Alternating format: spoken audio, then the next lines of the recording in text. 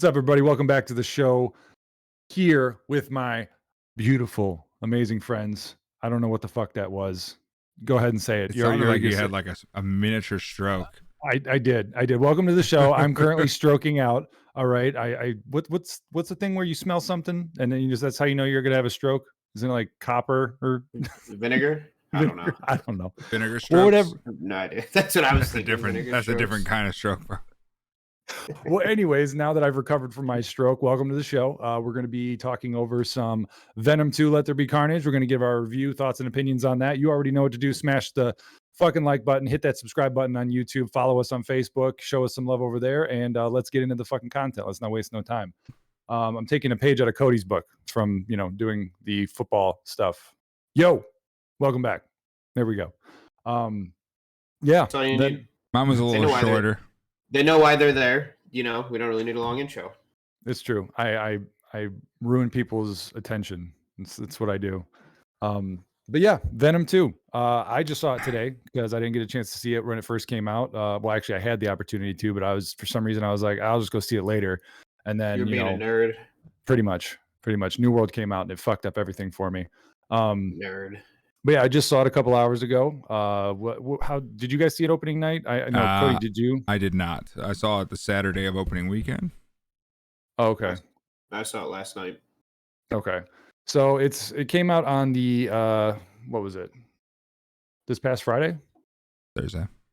Thursday. Well, yeah, Thursday they do the early showing. So yeah, Thursday, Friday, whatever. So we go tomorrow. Yeah, so it's been about a week. As always, when we talk movies, 1 out of 10. What did you guys think? I like that. I have to almost give it a 10. A 10? Seriously? I thought it was awesome. It was perfection, bro. I don't know about perfection, but he went like how and well, what's the scale on? Because if you're saying what do you like? Entertainment for me was like I was entertained from start to finish. There was no boring points or anything, so that's why I give it a 10. Like.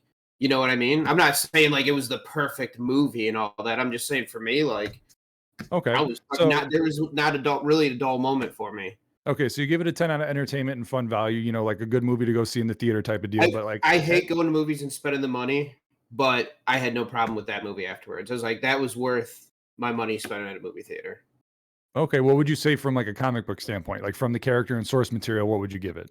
Well, see, now that's where has no idea. I don't have that much knowledge on it. I watched the cartoon when I was younger, so like, and I was talking to Alyssa about this last night, and I was like, it's weird because when I was little, I always thought of Venom and knew him as the villain of Spider-Man, or like, his enemy. So like these two movies where he's kind of like this, like somewhat of a superhero, was a little weird to me at first, but I didn't know if that's how he was in the comic books. Because when I seen that cartoon too when I was little, that's like fucking 20 years ago, like fucking forever. So I don't remember, every detail, but just like from that perspective. So going off of how it is from the source material, I couldn't really give you an honest answer. Okay.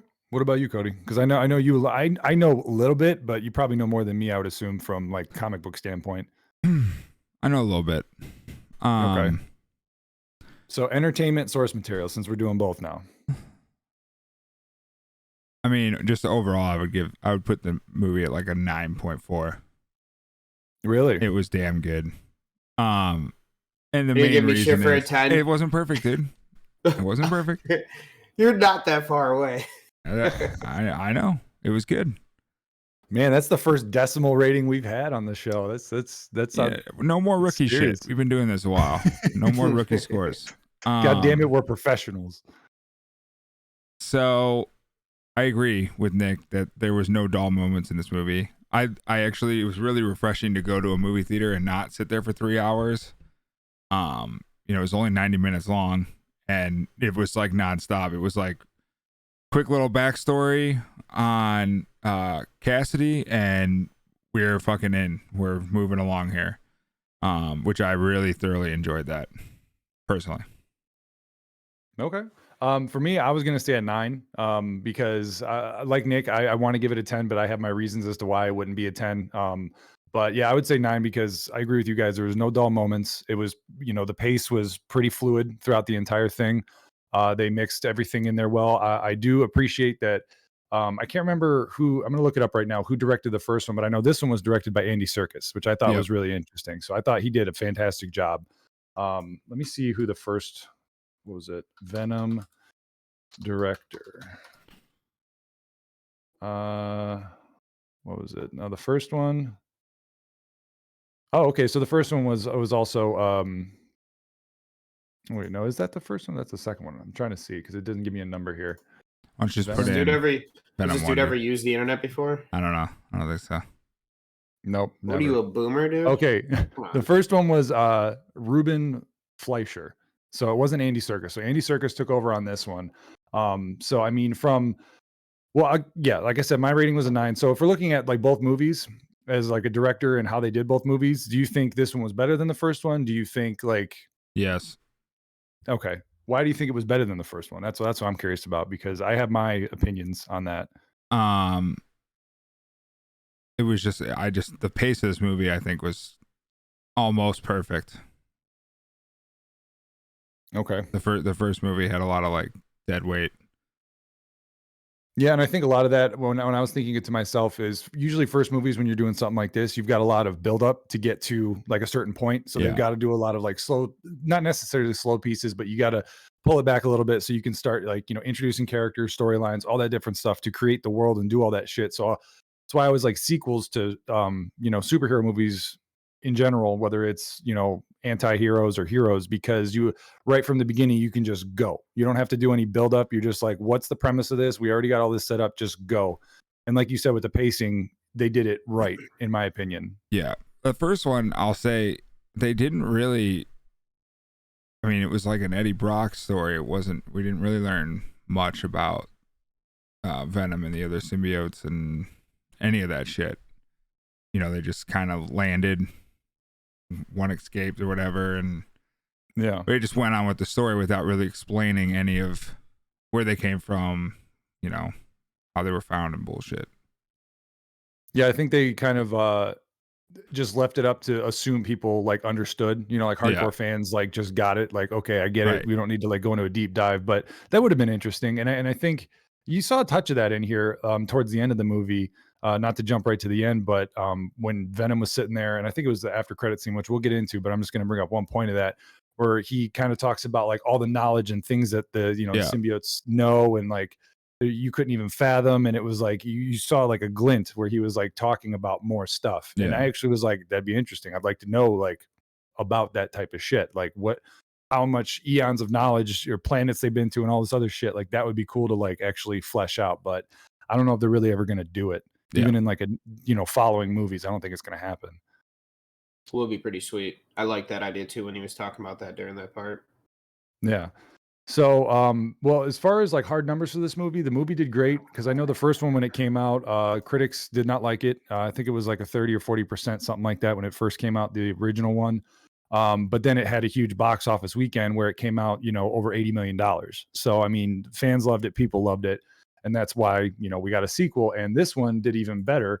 Opening weekend, they hit over 90 million, which beat out Black Widow's opening weekend, which was like 80 something, and Shang-Chi was sitting at 75. So this one did better than those two movies on opening weekend, which I thought was pretty interesting.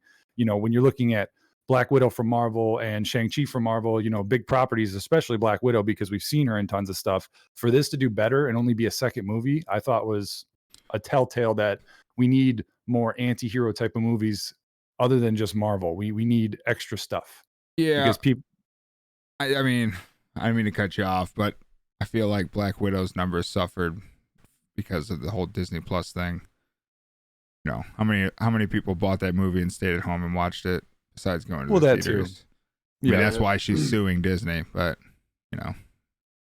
Yeah, and I mean, I'm sure that had a place in it, but I was just going off of Shang-Chi's not really a known character.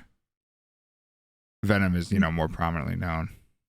That's true. I'm not trying to shit on your theory, whatever. I'm just saying. No, that's why it's a theory. I could be wrong. I'm just giving like what I looked at, I mean, plus it is Carnage too. I mean, Carnage. There's not much like better villains than Venom, and Carnage is like pretty fucking sweet. Yeah. But he is. Before we go any further, I got it. Which one do you like better, the first one or the second one? We heard my opinion and then we just moved on. It's interesting because I like I don't know if one's better than the other. I like them for different reasons. Like the first one I liked because you got to see, like, I always love origin stories. I love seeing people come into the character that they're going to be. Like I like that whole, like, he was, the downed, down and out reporter that wasn't doing anything. And then all of a sudden he gets this, venom in him. And then he's like, doing crazy shit and all that. So I love seeing that progression. That's why I love that first movie, because I'm like an underdog guy. He's the guy that's like kind of the underdog, and then he becomes the hero, if you will. So I love always seeing those things play out and seeing people's reactions to, like, oh my God, like that thing's inside of you. Like, what the fuck? Like, that's always interesting to me. But I really like this movie because I was telling my parents, because I actually went and saw it with them, which I was surprised they liked it too.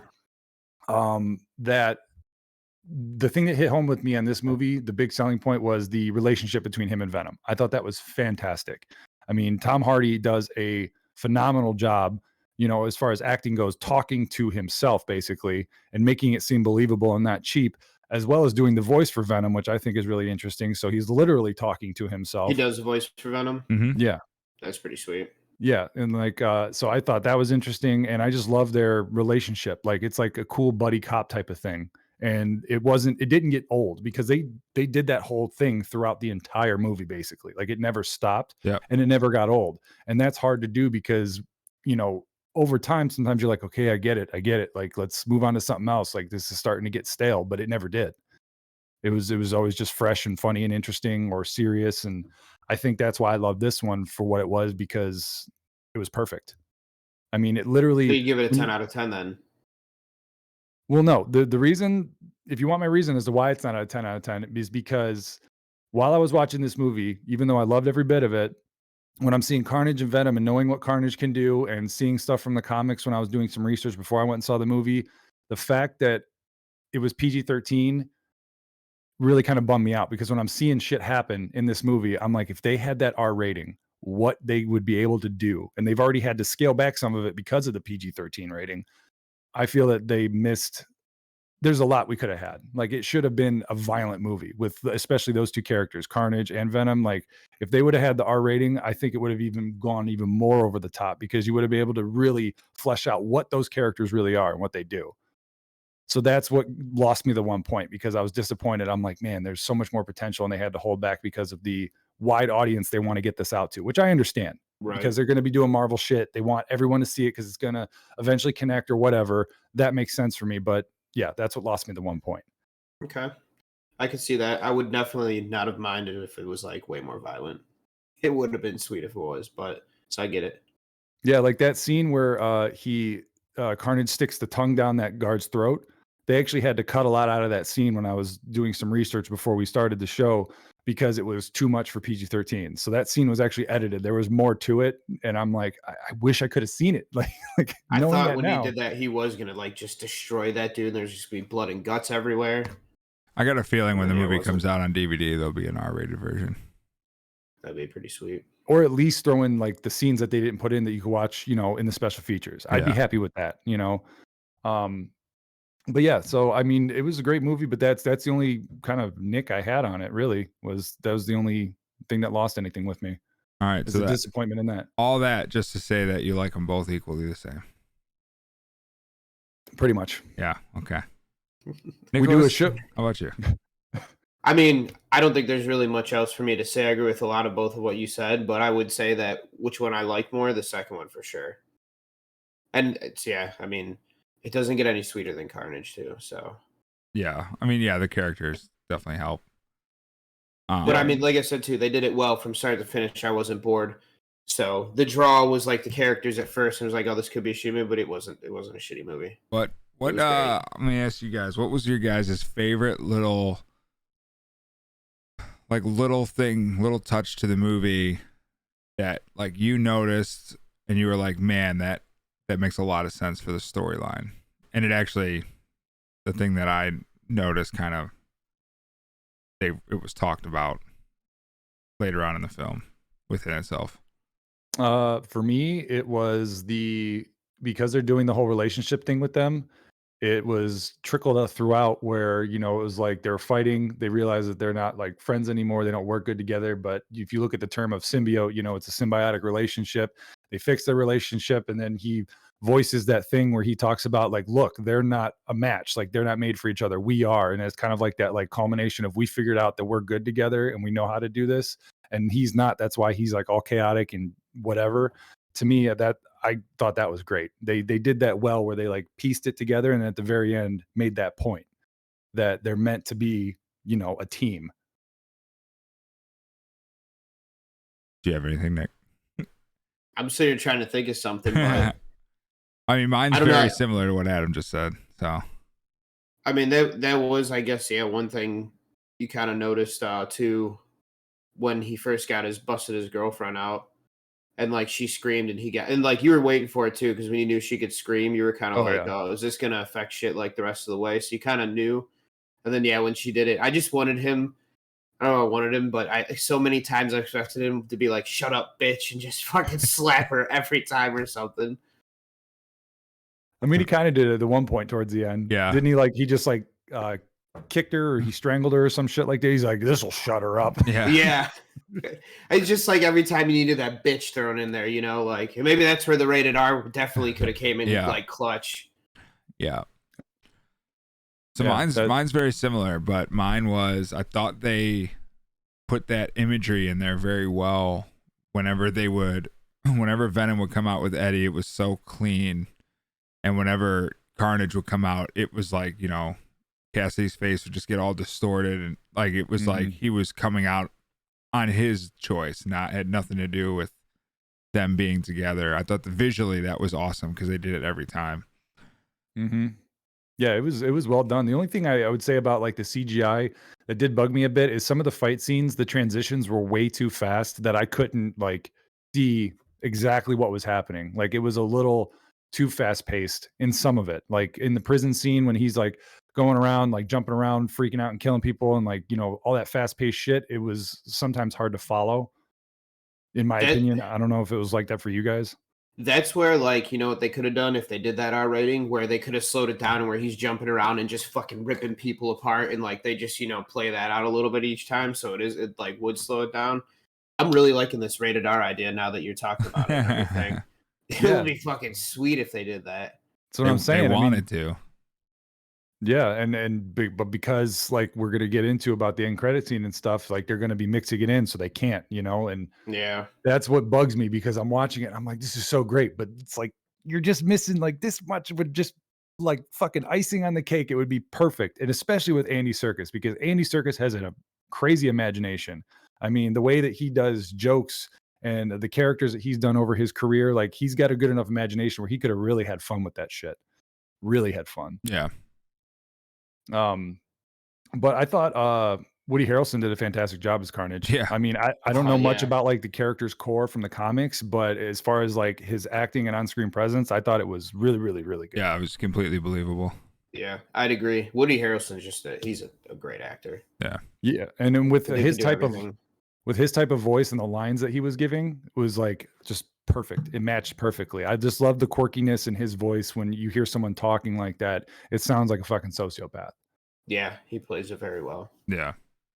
And I'm so glad they fixed his hair. I already knew that they did, but god damn it. I was like thinking, I was going back through the movie in my head before this so I could like not miss shit. And I was like trying to imagine it with that hair. And I'm like, oh God, like a fucking fake wig from the Annie. Like, no.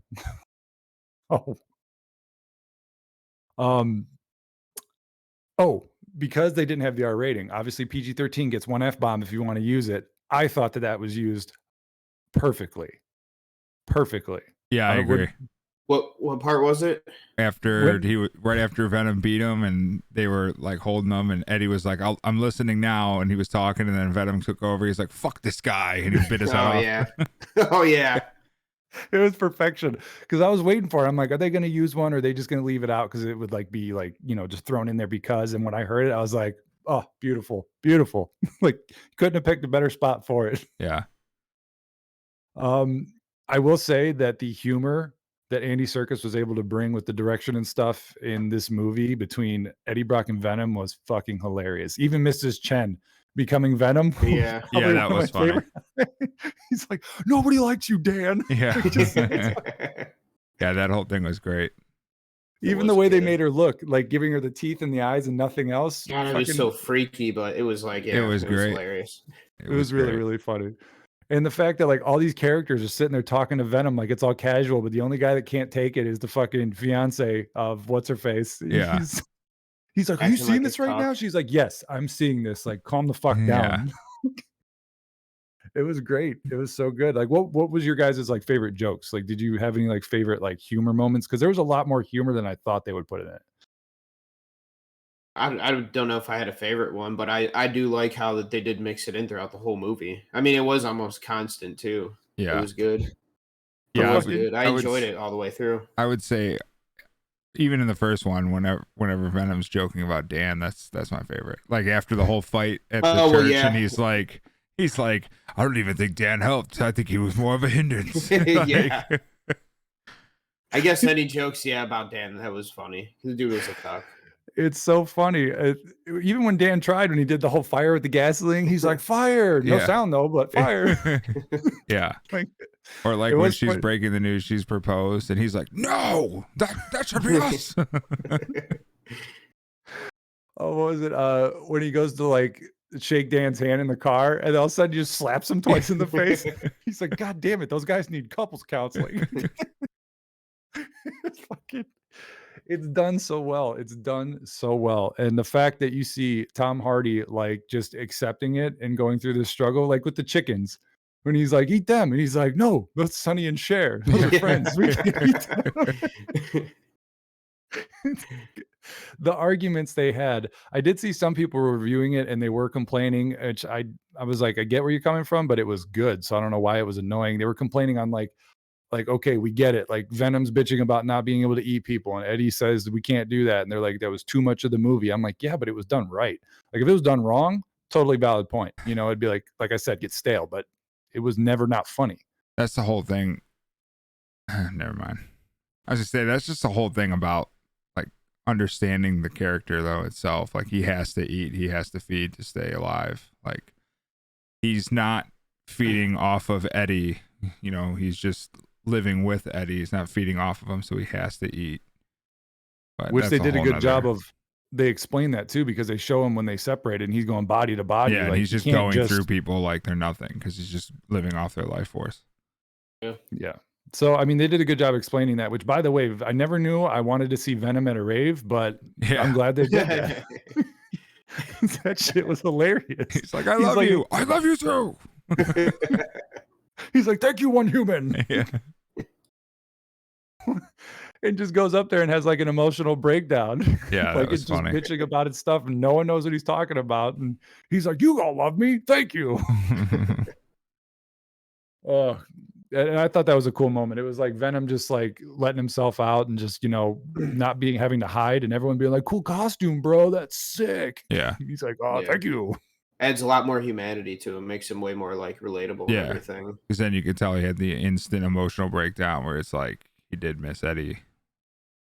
So yeah, and then he goes and slumps off in the corner. He's like, you should have seen me, Eddie. You should have seen me out there. Like it's literally watching a bromance like break down, and you're just like, I actually was like, damn man, they need to get back together. Like this is fucking depressing. Like I actually felt it. Like I felt the connection with those two. Which is funny because I say those two, but it's just Tom Hardy, just by himself. It's two characters, though. It is two characters.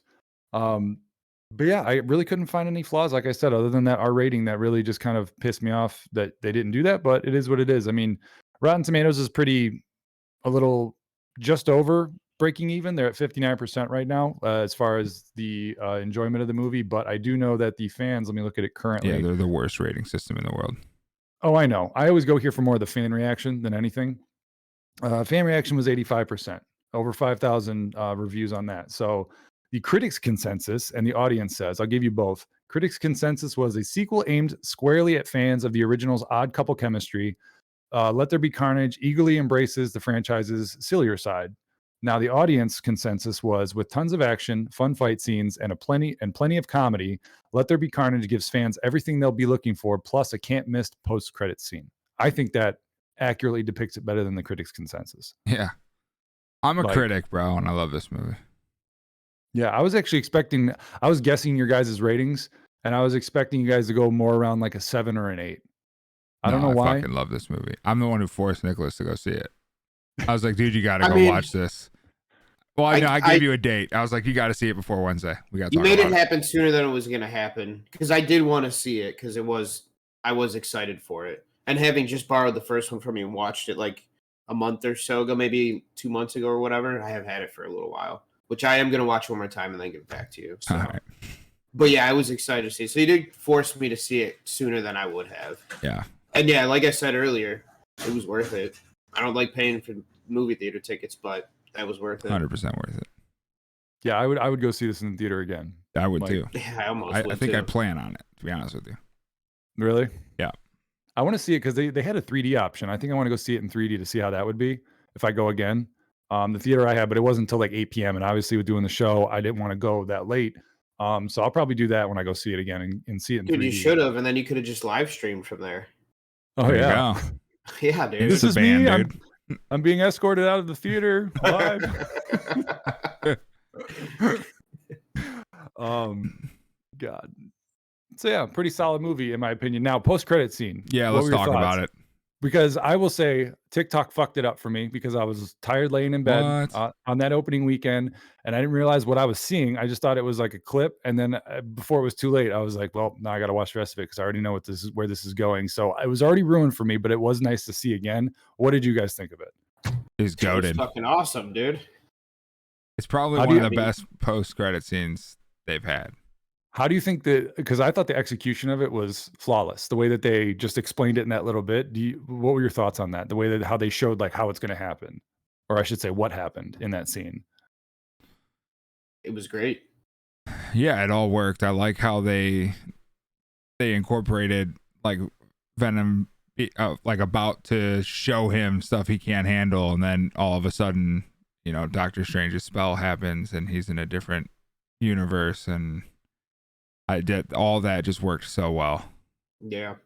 And that's what I was curious about is your opinion on that because the transition they did to show him doing that was perfect. Saying that, and I thought he was actually going to like do something because I forgot about the TikTok thing. I was like, well, maybe there's a second scene or something like that. And so when I saw that, I was like, perfect because I literally thought he was going into some like dream sequence to like see shit.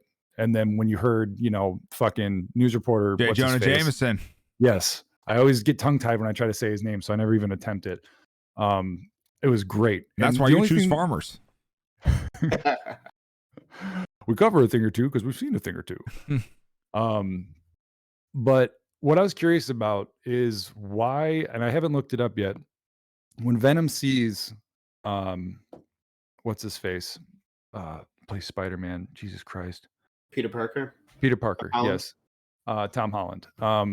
When he sees him and he's like this guy and licks the screen, do you know anything about, because I couldn't figure out that reaction. I'm like, if he doesn't know who he is, why is he giving that reaction? Do you know anything about that?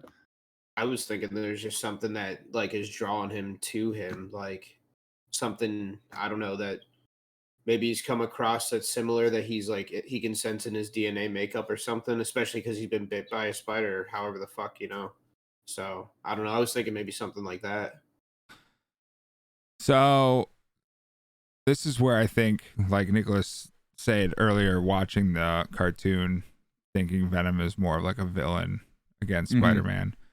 Venom's whole thing is he's obsessed with Spider-Man, not necessarily, he doesn't want to kill him.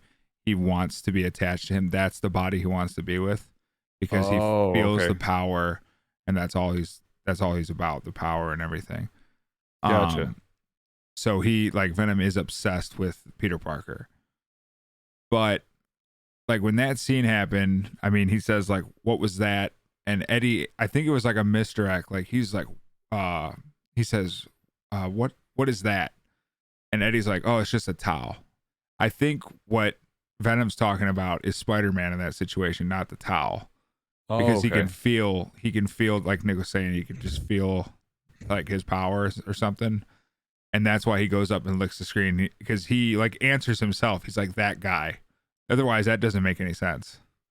Like, what's that? And then he says a towel. He's like, no, that guy. Like, what is that?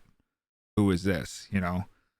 I guess that makes sense too, because the towel thing was immediately after they transitioned, so he probably Yeah. sensed it like right away because they're in that universe. Right.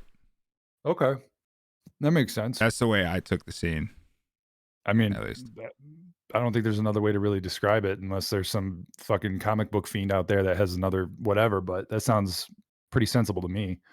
Now, and it was funny too at the end of that scene. That dude's like, "What are you doing in my room?" And Yeah, he's just that like, was hilarious. Yeah. I don't know. It reminded me of when he's like, "You suck," and the lady's like, "Excuse me." He's like, "I got nothing for that."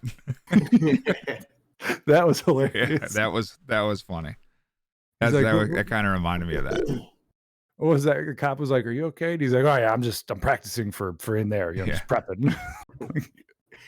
um, I will say, since we're talking about him going to the jail thing, I did like how they connected that cop that was Yeah. working with him The to FBI Shriek. agent. Yeah. Yeah. I thought that because once that happened, I didn't think about it, and I was like, "Oh shit, it's the same guy." I was like, "That's kind of cool, little tie-in, as to why that matters." Yeah, that was pretty sweet. Because other than the cop being involved, I just thought it was like something to cause stress with Eddie Brock, and the fact that they tied it in to make sense. I was like, okay, now he's a character. He's not just there. There's a reason, which I thought was funny and really good. I can't think of any other big points. I do like the sound of Carnage. I was curious how his voice would be. Yeah. I wanted to look up. I was curious if Woody Harrelson did his voice too.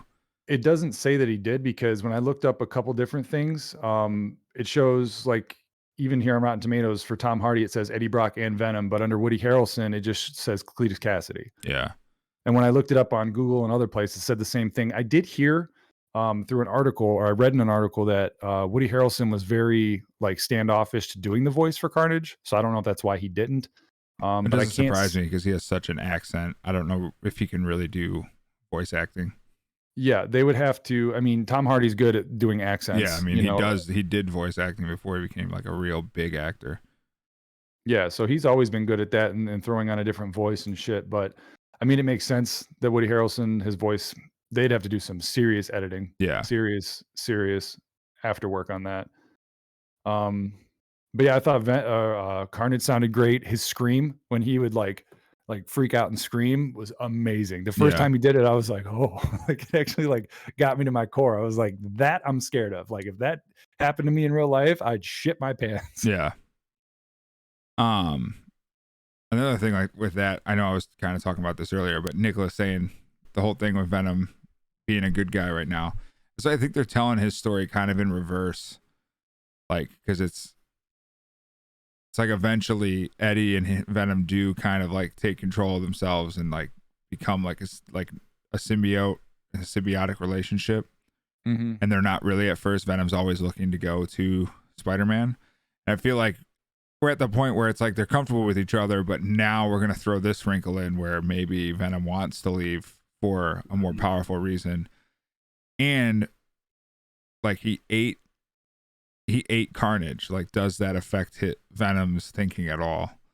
Like, true.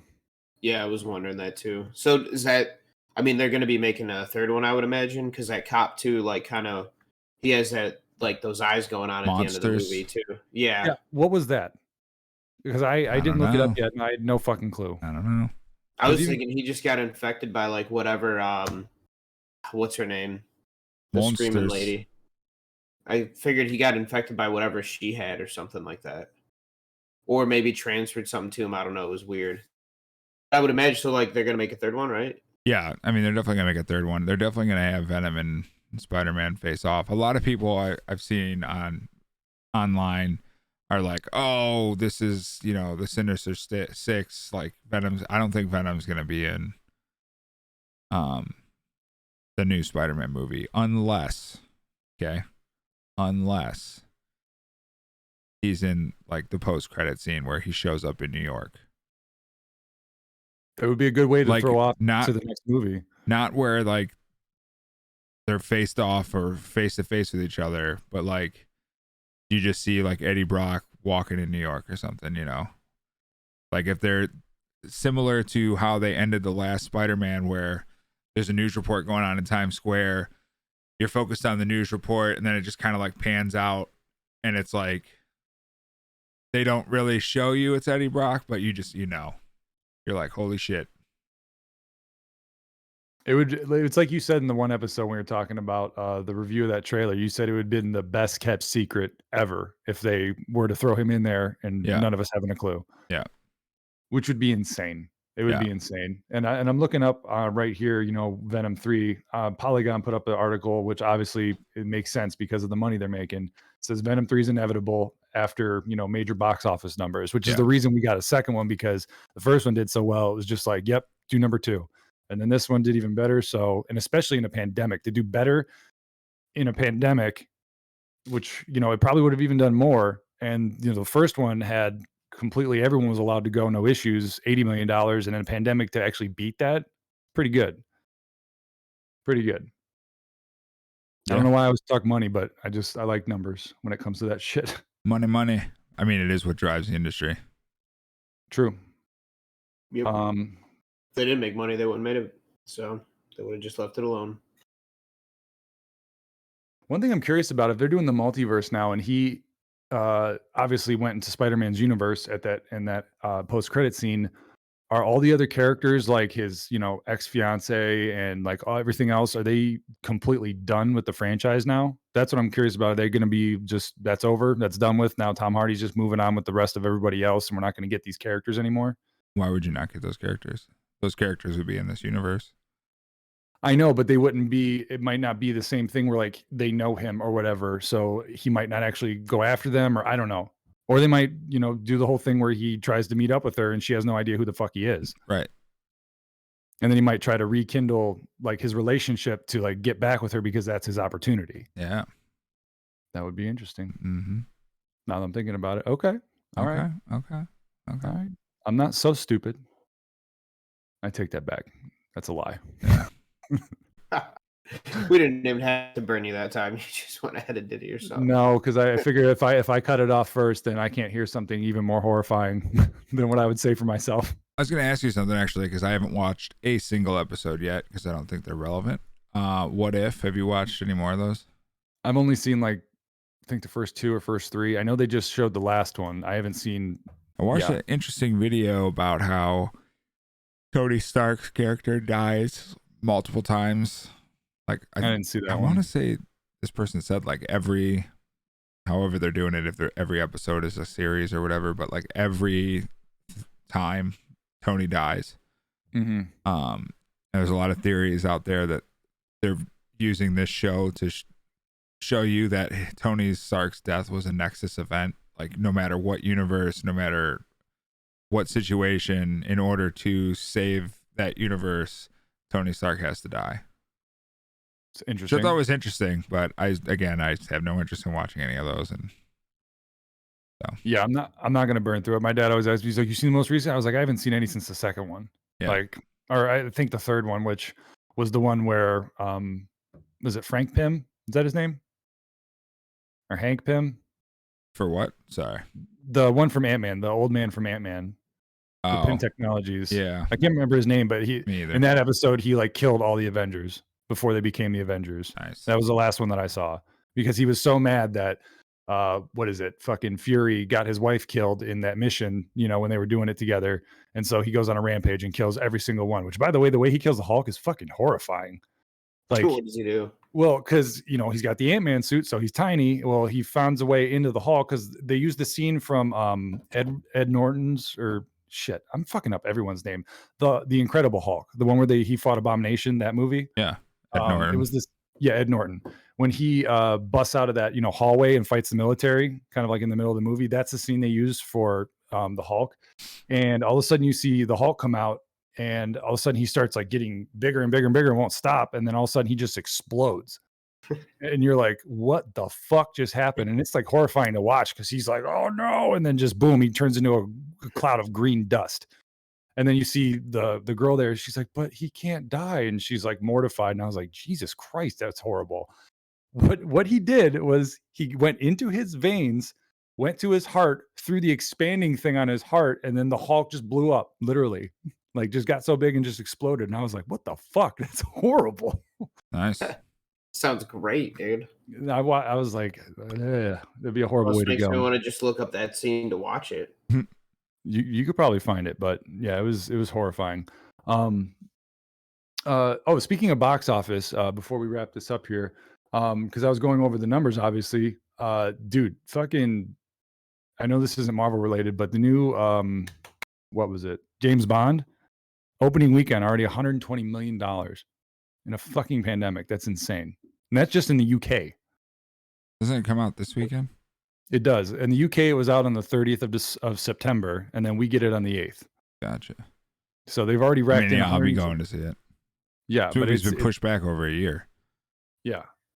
So I just wanted to throw out that tidbit when I was going over these numbers. That's insane for like the climate that we're in. I mean, I know it's going to be the last, Bond with Daniel Craig and shit, but bruh. But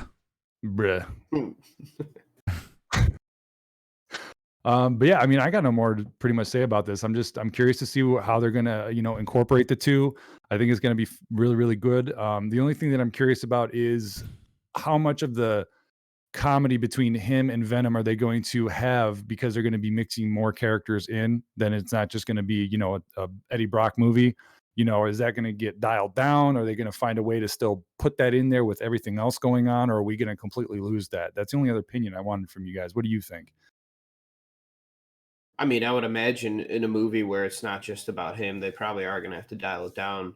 But I'm sure they're going to probably try and find that sweet spot where like you get just enough of it, Okay. They've mastered it at this point. All right. I like both those answers. I like that. Yeah, I think it's going to be great. I'm just happy to see Venom in here. He's always been one of my favorite characters when it comes to like, anti-heroes, villains, whatever you want to call it. And finally glad to see Carnage. So I got the two that I've always wanted, and they did it pretty miraculously. So yeah, any other comments or any nitpicks or anything you want to end on this? Nope. No, I don't think so. Cool. Well, that'll do it on our review and opinions for Venom 2 Let There Be Carnage, which if you haven't seen, highly recommend you go to the theater to see it. I went midday on a Wednesday, and it was literally me, two other people I was with, and then two people in the theater. So you can get the whole theater to yourself, especially in the pandemic. Go see the fucking movie. It's really good, really good. And then, what other? We got a lot of movies coming out in this week. I want to hit on those real quick. probably stupid movies. Because obviously, we got Halloween Kills. We got the new Halloween movie coming out. That's going to be coming out. I'll see it when it's like out of theaters, probably. I'm gonna go see it in theaters because I'm a huge horror movie fan. Plus, Mike Myers, I got to see it. That's why I'll see it eventually. Just I won't pay to see that one. Yeah, so that's a big one coming out. Then we've got Dune coming out on the 22nd. So that looks cool. That movie looks pretty cool. I doubt I'm gonna go see it in theaters, but that looks pretty cool. Nice little remake. Yeah, I heard that, and the reason I'm going to say go see it in theaters, from what I read, they said it's like visually just so pleasing. Like it's just like eye candy, the whole movie, the way that the cinematography, the shots, everything. So wow, that's what a musical. You really undersold it. Costumes, the pageantry. And then another big one, if you're into horror movies, Studio A24, which has been known to do a lot of twisted horror movies like Hereditary and some other ones that I've seen, has one coming out called Lamb. It looks really fucking weird and really out there. What's that about, dude? Well, it says right here that Lamb is a supernatural horror movie starring whoever, I can't even say that fucking name. Set in a rural Iceland, Lamb tells a story of Maria and Ingvar, a childless couple who discover a strange and unnatural newborn in their sheep barn. They then decide to raise it as their own, but there are some sinister forces determined to return the creature to the wilderness. And from what I saw in the trailer, it's like a sheep giving birth, and then it's like an actual like human baby, but with a sheep's head. And I don't know. It's the devil. Maybe that's kind of what I was thinking because of the whole horns and sheep metaphor and all that crap. Sounds like goddamn Satan. Not today, Satan. So that looks good. A24 always puts out good shit. And then, The Many Saints of Newark came out on the 1st. So The Many Taints. I've already heard the reviews on that movie. They're pretty good. Really? Yeah, I'll show you them right after this. Yeah, we can check them out. It's pretty good. Obviously, they got an HBO Max. That's where I'm going to watch it. I'm not going to go pay to see it in theaters, so I'll check it out on there. Yeah, and those are the only big ones. They got animated movies and shit like that out, but obviously you can look that up for yourself. I ain't gonna fucking Yeah, we ain't doing the work for Yeah. you. no, I'm not doing that. Fuck that. But yeah, that'll do it. So let us what you know. Let us what you know. Let us what you Let us think. what you know. Let us what you think. Let us know what you think. I think it's been a long week. That's what I think. Oh, I'm having a stroke again. I feel like Jar Jar Binks in the fucking pod racer. My tongue. My tongue. But yeah, tell us what you thought about the fucking movie. If you liked it, if you didn't like it, if you didn't like it, tell us what medication you haven't been taking and go see your doctor because you need to get your eyes checked. But yeah, tell us what you think of the movie. And yeah, I don't know what else to fucking say. If you didn't make it to the end, fuck you. If you did, tell us what you think and have a great rest of your week. Deuces.